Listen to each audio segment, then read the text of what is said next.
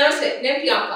So ఈ మధ్య కాలంలో అల్ట్రా ప్రాసెస్డ్ ఫుడ్‌కి అంటే చాలా మంది ఇంట్రెస్ట్ చూపేయడం తోటి చాలా మంది ఆ ఫుడ్ తినడం వల్ల క్యాన్సర్స్‌కి ఇంకా వేరే వేరే డిసీజ్‌కి ఎఫెక్ట్ అవుతున్నారు. అసలు మనం ఎలాంటి ఫుడ్ తీసుకోవాలి? అసలు ఈ అల్ట్రా ప్రాసెస్డ్ ఫుడ్ వల్ల ఏం ఎఫెక్ట్ అవుతుందనేది తెలుసుకోవాలంటే మనం ఒకసారి డాక్టర్ శ్రీకాంత్ గారితో మాట్లాడదాము. సో అతన్ని అడిగి తెలుసుకుందాం. నమస్తే అండి, బాగున్నారా? నమస్తే, all good Priyanka, how are you? I am doing fantastic. So ఇట్లా ఫెంటాస్టిక్ ఉండాలని అంటే ఈ మధ్య ఎక్కడ చూసినా చిన్న పెద్ద లేకుండా అందరు జంక్ ఫుడ్ తింటున్నారు.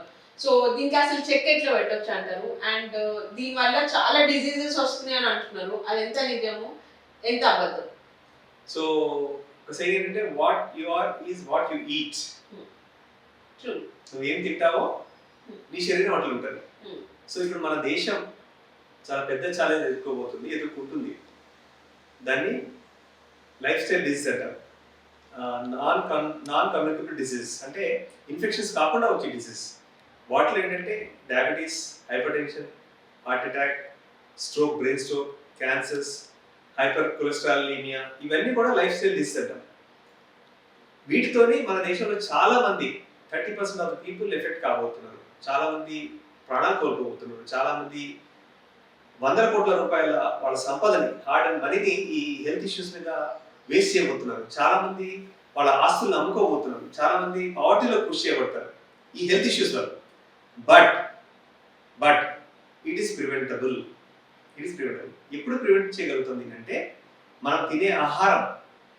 ఎందుకంటే everything is related to food. Take diabetes, related food. Hyper tension, related food. Cancer, related food. Cholesterol, related food.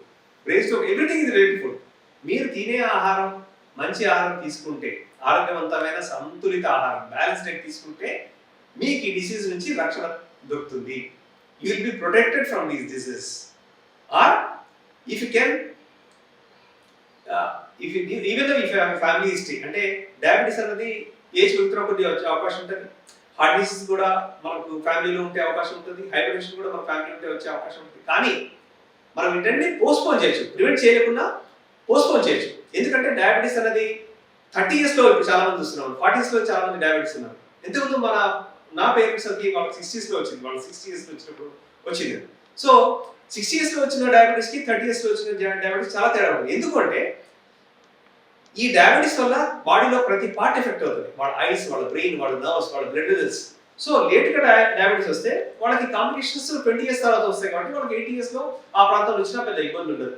కానీ అదే 30 years 40 years వాళ్ళకి ఒక ప్రొడక్టివ్ ఏజ్ లో ఈ దేశాన్ని వెనుకోవాలని యూత్ కనుక ఈ డయాబెటీస్ అనేది ఎఫెక్ట్ అయితే, వాళ్ళ కళ్ళు ఎఫెక్ట్ అయితే, వాళ్ళ బ్రెయిన్ ఎఫెక్ట్ అయితే, వాళ్ళ ఫ్యామిలీకే కాదు, వాళ్ళకే కాదు, ఈ దేశానికే నష్టం జరుగుతుంది. కాబట్టి మనం ఈ డిసీజ్ ని మనం ప్రివెంట్ చేసుకునే అవకాశం ఉంది, అవసరం చాలా ఉంది. అసలు ఎలా కంట్రోల్ చేయొచ్చు అంటారు? ఇప్పుడు ఎక్కడ చూసినా కానీ, ఇప్పుడు మీరు ఏ యాప్ ఓపెన్ చేయండి, ఫుడ్ యాప్స్, లేకపోతే బయట ఎక్కడికైనా వెళ్ళండి, మీకు మొత్తం ప్రాసెస్ ఫుడ్డే దొరుకుతుంది. హెల్తీ ఫుడ్ దొరకడం చాలా కష్టం. సో ఇలాంటప్పుడు వాళ్ళు ఎలా టర్న్ అవుట్ అవుతారు? అంటే how do they want to come out of all this things? So యాక్చువల్గా మా చిన్నప్పుడు మేము వీక్లీ వన్స్ కూడా కాదు, probably monthly once non vegetarian తినేవాళ్ళం అనుకుని గుర్తున్నాను. తర్వాత మా చిన్నప్పుడు స్కూల్స్లో అంతా హెల్దీగా ఫ్రూట్స్, తర్వాత రేగాయలు, తర్వాత స్వీట్ పొటాటో, జామకాయలు ఇట్లాంటివి అమ్మేవాడు. సో ఇప్పుడు ఏ స్కూల్ బయట చూసినా కానీ స్నాక్స్, ప్యాక్డ్ ఫుడ్ దొరుకుతాయి. ఏంటంటే హై కొలెస్ట్రాల్ ఉంటుందో, హై షుగర్స్ ఉంటాయో, హై సాల్ట్ ఉంటుందో, అట్లాంటి సబ్స్టెన్స్ పిల్లలు దొరుకుతాయి. ఇప్పుడు మీరు ఏ మాల్ కన్నా పోండి, ఏ మాల్లో అయినా మీకు ఐస్ క్రీమ్ దొరుకుతుంది, తర్వాత కాఫీస్ దొరుకుతాయి, చిప్స్ దొరుకుతాయి, తర్వాత వేఫర్స్, రకరకాల పిజ్జాస్, బర్గర్ అన్నీ దొరుకుతాయి. కానీ మీరు ఇంతవరకు ఎవరైనా ఏ మాల్లో అయినా ఒక ఫ్రూట్ బౌల్ అమ్మే షాప్ చూసారా? ఒక అవుట్లెట్ చూసారా? నేను ఎప్పుడు షాప్ మూవీకి వెళ్ళినప్పుడు I look for the fruit bowl ఇచ్చే కౌంటర్ ఏమైనా దొరుకుతుందా అని. So we never see. So ఇది డిమాండ్ అండ్ సప్లై. అంటే మనం అడుగుతున్న కూడా పెడతాడు. మనం డిమాండ్ చేస్తే మనం అవి కొనకుండా మనం హెల్దీ డైట్కి, హెల్దీ ఆల్టర్నేటివ్ మనం డిమాండ్ చేస్తే డెఫినెట్లీ వాళ్ళు కూడా they want business. So they definitely provide. మరి చేంజ్ ఎక్కడి నుంచి రావాలంటే ఫ్యామిలీ నుంచి రావాలి, ఇంటి నుంచి రావాలి. No one will enforce you to no one is enforcing you to eat that kind of food. So మీరు ఇంట్లో ఫస్ట్ పేరెంట్స్ రెస్పాన్సిబిలిటీ ఏంటంటే వాళ్ళు హెల్దీగా తింటాం, వాళ్ళు ఎర్లీగా తింటాం. హెల్దీగానే తింటాం కాదు, ఎర్లీగా కూడా తినాలి. ఎందుకంటే మనం ఎంత లేట్ ఎక్కువ తింటే అదంతా మనం తినేంత ఫుడ్ బాడీలో స్టోర్ అవుతుంది. సో అది రకరకాల డిసీజ్కి మనం ఇప్పుడు మాట్లాడుతున్న లైఫ్ స్టైల్ డిసీజ్ అన్నిటి కూడా కాజ్ చేస్తుంది. సో అట్లా మనం రోల్ మోడల్, మనం ఫ్రూట్స్ తినకుండా పిల్లవాళ్ళకి ఫ్రూట్స్ తినమంటే వాళ్ళు తింటారా? తినరు. మనం సలాడ్ తినకుండా డైరెక్ట్ గా మనం పిల్లవాళ్ళకి సలాడ్ తినమని చెప్పలేము.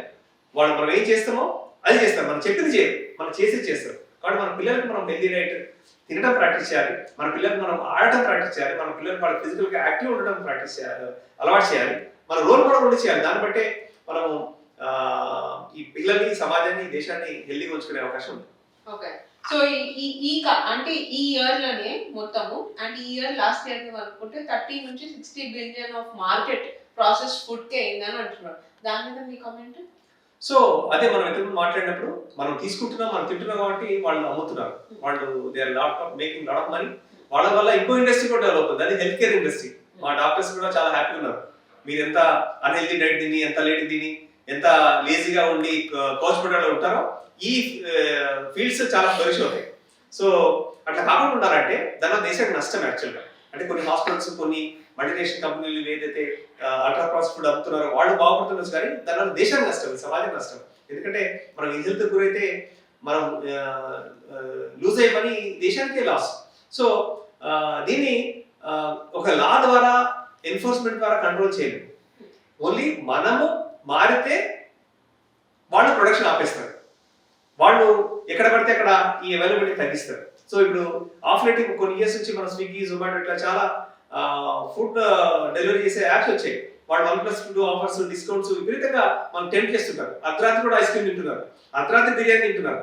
సో ఎప్పుడైతే మనం 7 o'clock, 6 o'clock, 8 o'clock లోపల మనం ఫుడ్ ఆపేయాలో అది 12 o'clock మిడ్ నైట్ లేటెడ్ ఎర్లీ మార్నింగ్ వరకు కూడా తింటున్నారు ఈ యాప్స్ రావడం వల్ల.